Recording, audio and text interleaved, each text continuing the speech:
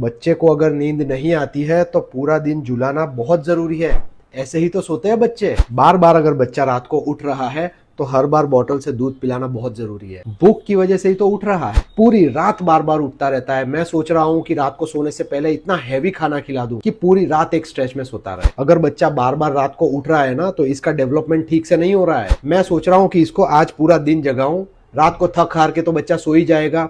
बहुत परेशान हूं मैं। जब बच्चे को हाथों में रॉक करके या स्विंग करके या चलते चलते सुलाया जाता है, इससे बच्चे के ईयर का वेस्टिबुलर सिस्टम स्टिमुलेट हो जाता है और बच्चा काम होकर सो जाता है। पर अगर हर बार इसी तरह से बच्चे को सुलाया जाए तो ये एक स्लीप एसोसिएशन बनता है और हर बार सुलाने से पहले बच्चे को रॉक करना पड़ता है। 6 महीने से कम एज वाला बच्चा हर 2-3 घंटे पे फीडिंग के लिए बिल्कुल जाग सकता है, लेकिन 6 महीने के बाद बार बार उठने का most common reason sleep cycle ही छोटी होना या टीथिंग फेज होना, सेपरेशन एंजाइटी होना या ग्रोथ स्पर्ट होना भी हो सकता है। अगर हम बच्चे को बार बार उठने पे दूध पिलाते रहते हैं तो यही आदत बनती है और रात को वही टाइम पे बच्चे को भूख लगती है। 1 साल से कम एज वाले बच्चों का डाइजेस्टिव सिस्टम बहुत ही इमेच्योर होता है, इसलिए अगर इनको हैवी खाना रात को सोने से पहले खिलाया जाए तो बच्चों को बहुत ही ब्लॉटिंग और गैस होता है, जिसकी वजह से बच्चे डिस्कम्फर्ट में रहते हैं और इस वजह से बच्चे बार बार उठते रहते हैं। बच्चे का ब्रेन डेवलपमेंट और ग्रोथ हार्मोन का सिक्रीशन डीप स्लीप पे डिपेंड करता है, नहीं कि बच्चा रात को कितनी बार उठा। टोटल स्लीप ड्यूरेशन डिसाइड करता है कि बच्चे का ब्रेन डेवलपमेंट ठीक से होगा कि नहीं होगा। अगर बच्चे को दिन भर जगा के रात को सुलाया जाए